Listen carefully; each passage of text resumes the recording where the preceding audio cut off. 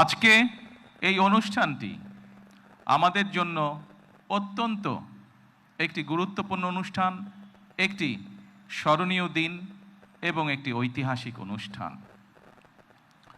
প্রথমেই আমি আল্লাহ রাব্বুল আলামিনের দরবারে হাজারো শুকরিয়া, লক্ষ কোটি শুকরিয়া আমি আদায় করছি।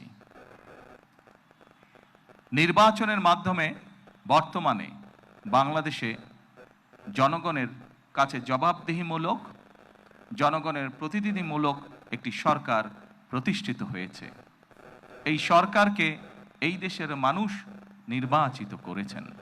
স্বাভাবিকভাবে এই সরকার এই দেশের মানুষের কাছে জবাবদিহি করতে বাধ্য।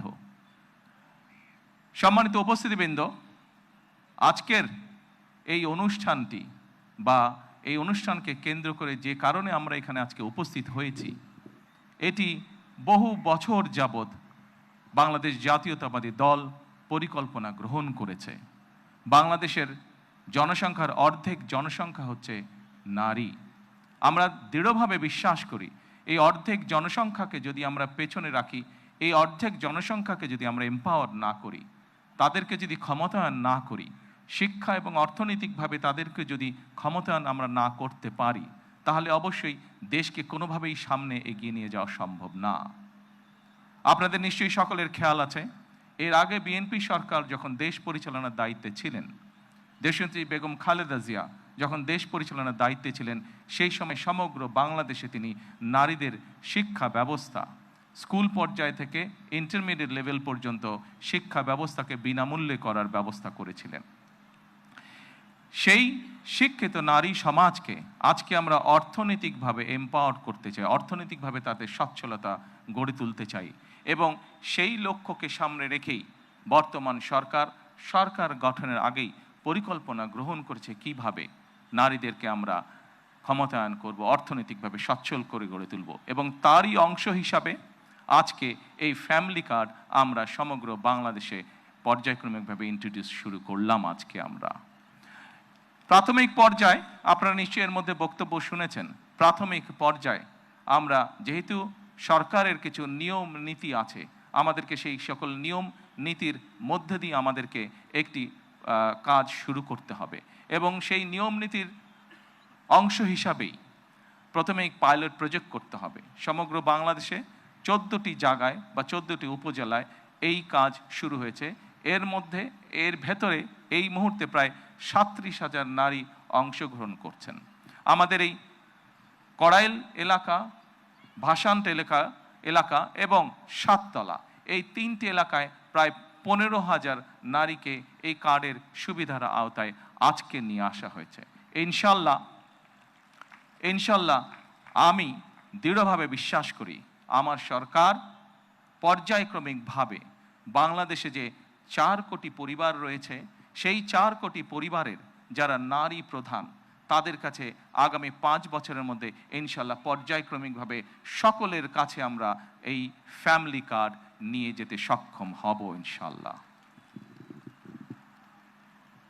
সম্মানিত সকল উপস্থিতিবৃন্দ, আমি আমার বক্তব্যের প্রথমেই বলেছি যে আমরা একটি দায়িত্বশীল সরকারের ভূমিকা পালন করতে চাই, যেই সরকার জনগণের জন্য কাজ করবে, যেই সরকার কাজ করবে দেশের জন্য।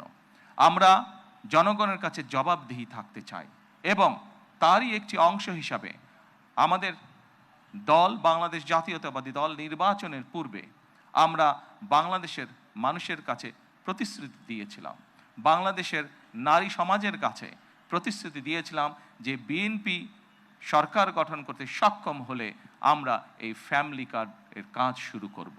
আপনারা নিশ্চয়ই খেয়াল করেছেন, আমরা আল্লাহর রহমতে বাংলাদেশের মানুষের সমর্থন নিয়ে বিগত নির্বাচনে সরকার গঠন করার 1 মাসেরও কম সময়ের মধ্যে আমরা আমাদের এই প্রতিশ্রুতি, জনগণের কাছে দেওয়া প্রতিশ্রুতির কাজ আমরা শুরু করেছি।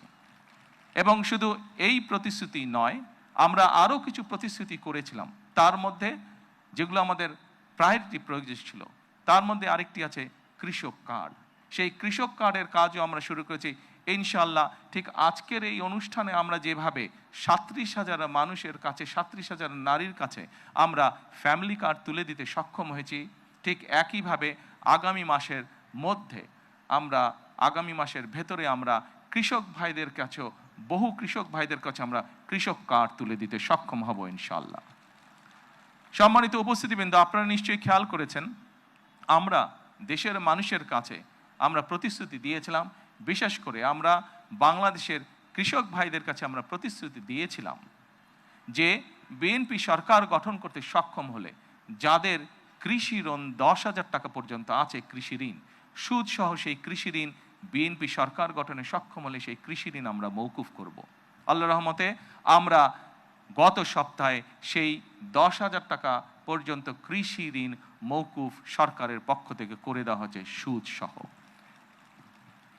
এইভাবে একে একে আমরা জনগণের কাছে দেওয়া প্রতিশ্রুতিগুলো, যেই প্রতিশ্রুতিগুলো পূরণের মাধ্যমে জনগণের ভাগ্যের পরিবর্তন হবে, যেই প্রতিশ্রুতিগুলি পূরণের মাধ্যমে, একটি সরকারের প্রতিশ্রুতি পূরণের মাধ্যমে দেশের ভাগ্যের পরিবর্তন হবে, জনগণের ভাগ্যের উন্নয়ন ঘটবে, সেই প্রতিশ্রুতিগুলো আমরা ধীরে ধীরে পর্যায়ক্রমিকভাবে যে কোনো মূল্যে পূরণের চেষ্টা করব।